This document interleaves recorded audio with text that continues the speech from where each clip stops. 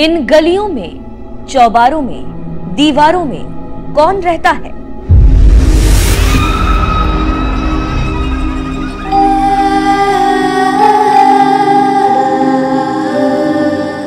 कोई साया या किसी शैतानी ताकत की माया?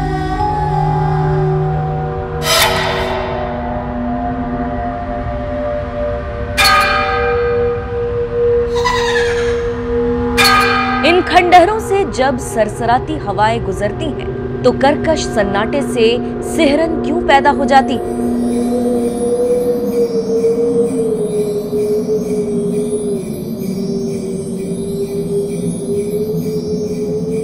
रेगिस्तान के बीचों बीच बिन आदम के ये गांव क्यों डर का दूसरा नाम बनता गया? क्या है कहानी? क्या है इस गांव का इतिहास? क्या वाकई में यहां भूत रहते हैं? क्यों ये गांव 200 साल से वीरान है?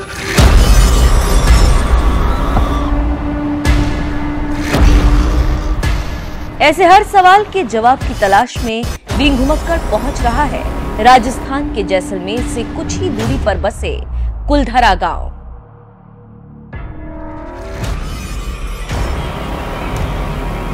वही कुलधरा जो राजस्थान ही नहीं, पूरी दुनिया के सबसे हॉन्टेड गांवों में से एक कहा जाता है। क्या आप भूतों पर यकीन करते हैं? क्या आपने कभी भूतों को देखा है?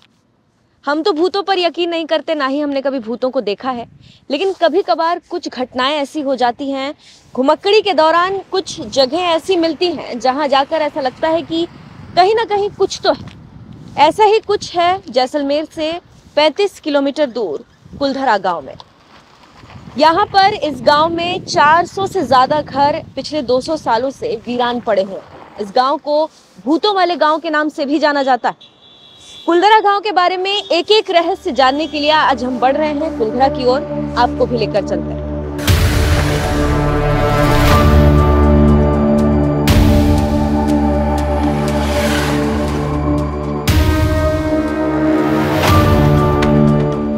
आपने भी किस्सों में, कहानियों में, इंटरनेट में, सोशल साइट्स में मुंह जुबानी कुलधरा के डर और उसके खंडहर बन चुके गांव के बारे में सुना होगा। इस रहस्यमय गांव को नजदीक से देखने के लिए बींग घुमक्कड़ की टीम ने थार रेगिस्तान का चप्पा चप्पा छान लिया। आखिरकार मंजिल करीब आ गई और हम कुलधरा के बेहद नजदीक पहुंच गए। अभी हम आगे बढ़ते कि एक बच्चे की बातों ने बींग घुमक्कड़ काफिले को रोक दिया और सोचने पर मजबूर कर दिया। भूत है, सर आज का इंसान से बड़ा भूत कौन है? ये बच्चा कुलधरा से कुछ 100 मीटर पहले खड़ा मिल जाता है और कुलधरा जाने वाले टूरिस्ट्स का रास्ता अचानक से रोक लेता है। बच्चे की बातों को जहन में बिठाकर जैसे ही टीम बींग घुमक्कड़ आगे बढ़ी, कुछ ही पलों में गांव का मुख्य द्वार सामने आ गया। यहीं से हर टूरिस्ट को वीरान कुलधरा गांव के अंदर आना और बाहर जाना पड़ता है। मुख्य द्वार से करीब 2 किलोमीटर दूर कुलधरा के खंडहर नजर आने लगते हैं। ड्रोन कैमरे से देखने पर तस्वीर साफ हो जाती है कि कभी कुलधरा गांव बेहद संपन्न रहा होगा, बेहद व्यवस्थित रहा होगा, बड़ी प्लानिंग से बसाया गया होगा। कुलधरा की स्थापना के सबूत करीब 13वीं शताब्दी में मिलते हैं। लक्ष्मी चंद द्वारा रचित पुस्तक तवारीखे जैसलमेर के अनुसार पाली से आने वाले लोगों को पालीवाल कहा जाता है। कहा जाता है कि कधान नामक पालीवाल ब्राह्मण ने पहली बार यहाँ पर अपना घर बसाया। पहले व्यक्ति थे जो यहाँ पर रहते थे और उन्होंने यहाँ पर एक तालाब भी खोदा था। ये पूरा गांव 13वीं शताब्दी में बसा था।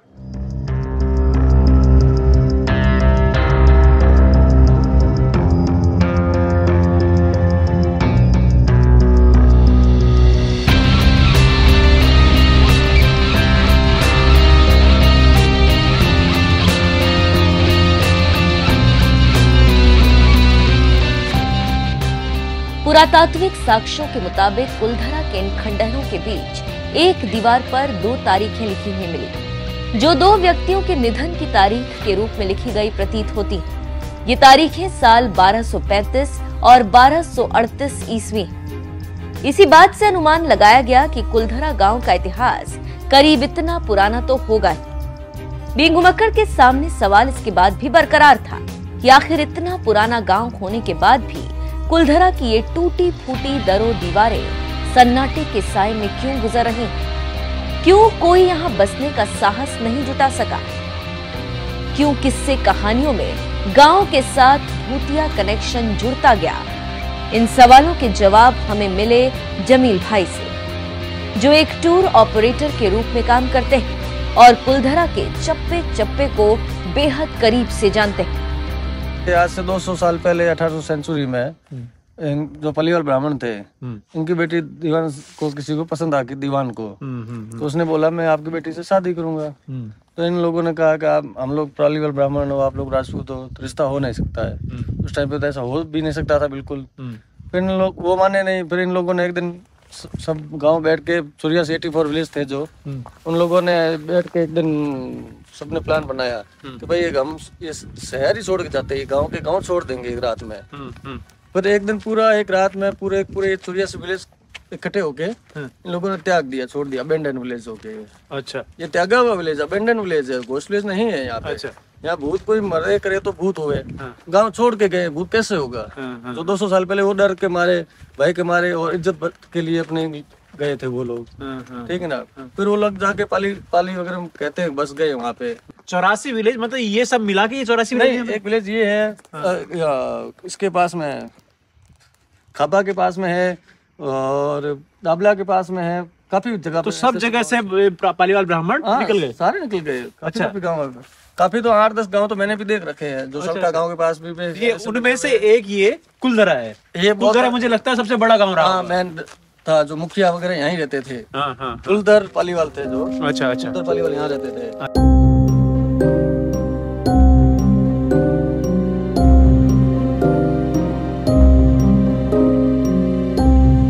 जमील भाई से बात करने के बाद दो बातें साफ हो गई।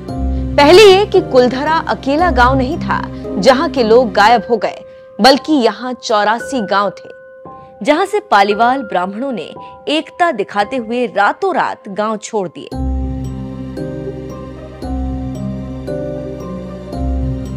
वो लोग इतनी दूर चले गए कि जैसलमेर के क्रूर दीवान सालिम सिंह की नजर उन पर फिर कभी नहीं पड़ सकी।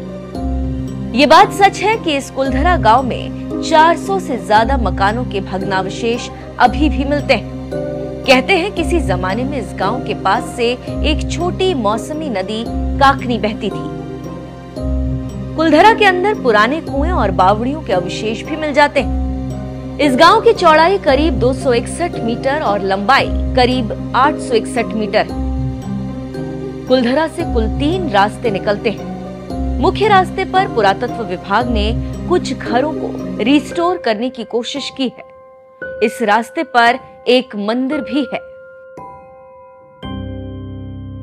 कुलधरा गांव के लोग वैष्णव धर्म को मानने वाले थे। गांव का मुख्य मंदिर भगवान विष्णु का और महिषासुर मर्दिनी का मंदिर है, लेकिन यहाँ पे आपको गणेश जी की भी कई मूर्तियां दिखेंगी जो गांव के प्रवेश द्वार पर दिखाई देती हैं। कुलधरा गांव के लोग बैल और स्थानीय घोड़े पर सवार देवता को भी पूजते थे।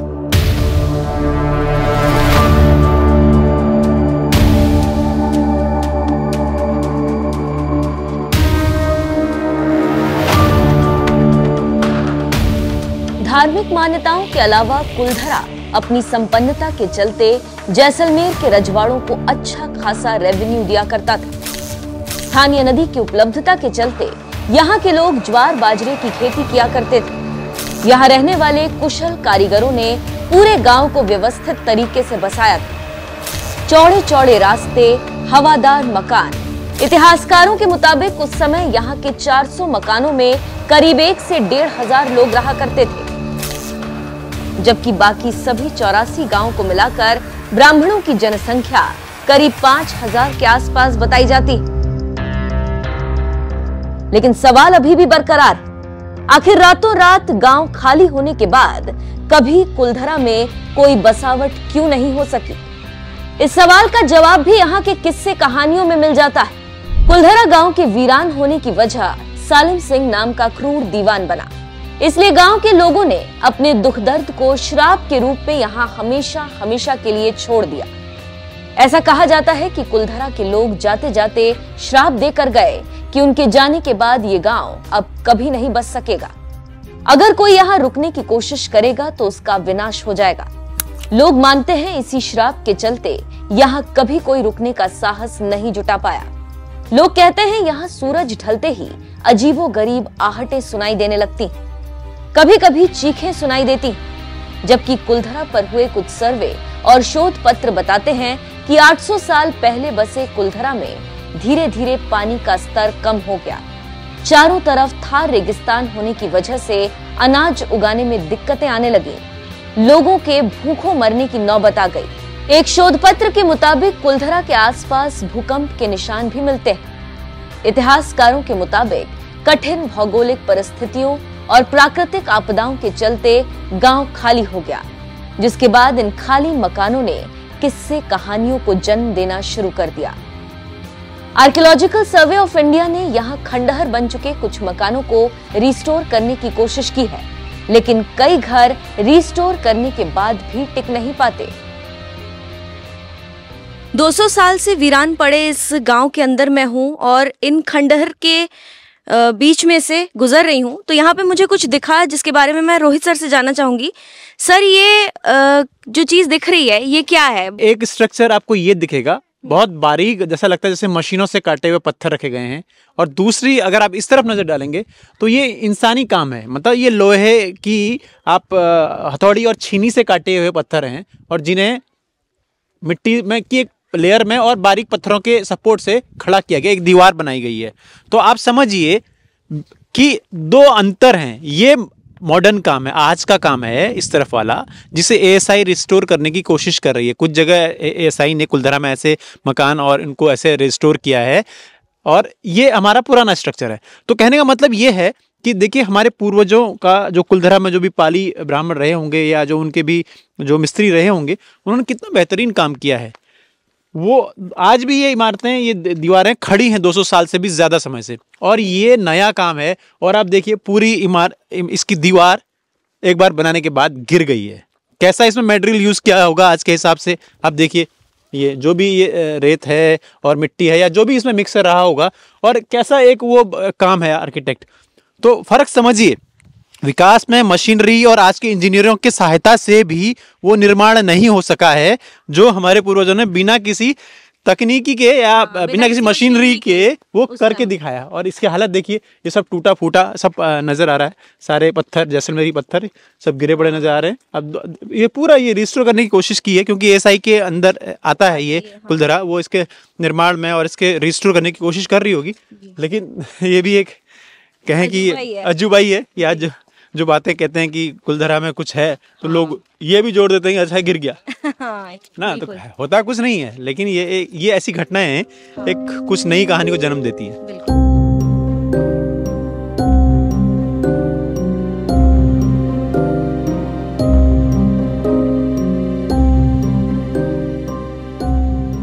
भूतिया किस्से कहानियों के प्रचार के चलते कुलधरा एक बड़ा पर्यटन केंद्र बन चुका है। राजस्थान सरकार ने कुलधरा में एक जुरासिक कैक्टस पार्क, कॉटेजेस और कुछ दुकानें खोल दी। सरकार को यहां से अच्छी खासी कमाई होने लगी। कुलधरा की लोकप्रियता के चलते यहां एजेंट विनोद जैसी हिंदी फिल्म की शूटिंग हो चुकी। अगर आप भी कुलधरा की लोकप्रियता और खंडहर हो चुके मकानों को करीब से देखना चाहते हैं तो एक बार जरूर जाइए जैसलमेर। गारंटी है कुलधरा के खंडहर आपको वहां खुद ब खुद खींच लेंगे। जैसलमेर हवाई, सड़क और ट्रेन नेटवर्क से भली भांति जुड़ा हुआ है।